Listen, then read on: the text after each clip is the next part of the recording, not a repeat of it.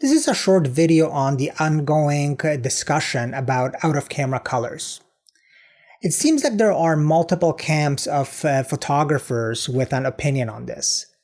One camp is of the opinion that colors out of the camera do not matter, because everything can be shifted in post-production. And then there's the camp that likes colors to come out of the camera as accurate so they don't have to manipulate them.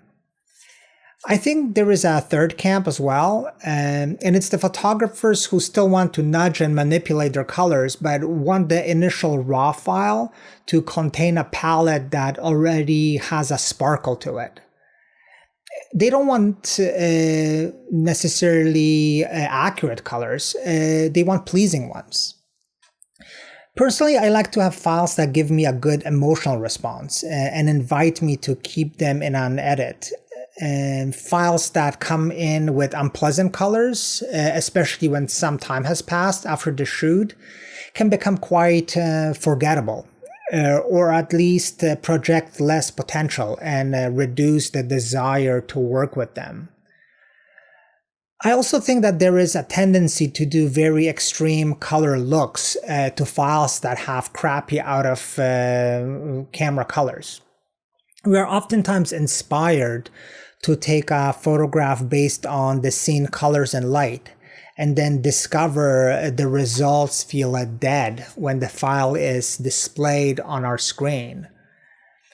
This is even worse if you have a higher end screen such as an ISO, where the screen is designed to display colors neutrally without adding any of its own excitement to the palette like many consumer monitors tend to do.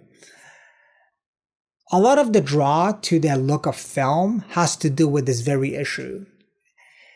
Film comes with a sort of intrinsic glut in its emulsion, a look that has been designed at the film factory by chemists, color scientists, and psychologists.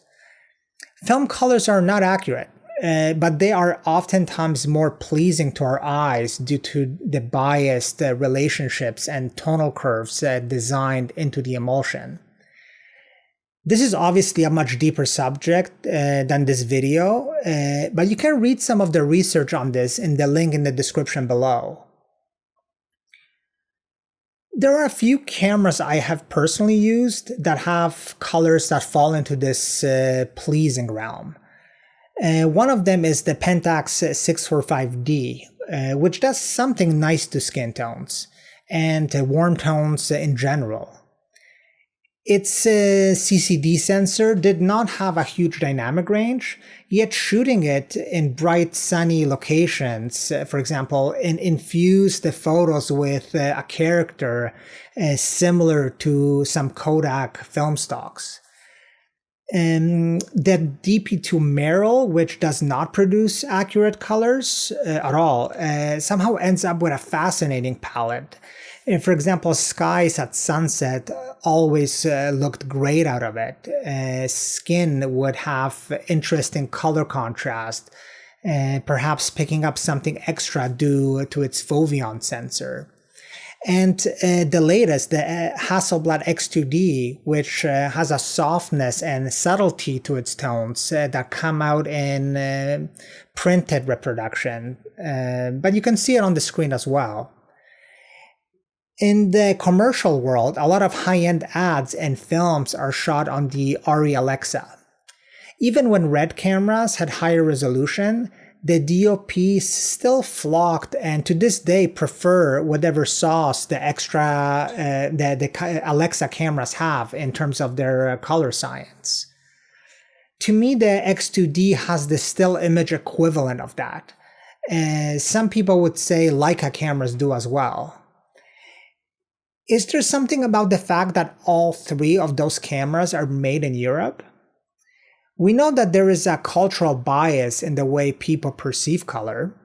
For instance, green streetlights in Japan are slightly more bluish because the word for green and blue is the same. I wonder what other design choices in camera color pipelines as well as optics have a cultural influence. There is a well-established difference in the way Fujifilm renders greens and skin tones compared to Kodak. Anyway, tell me what you guys think in the comments and let me know which camera colors jive with you the most. I hear some nice things about the Nikon ZF sensor and its color science. Anyway, bye for now.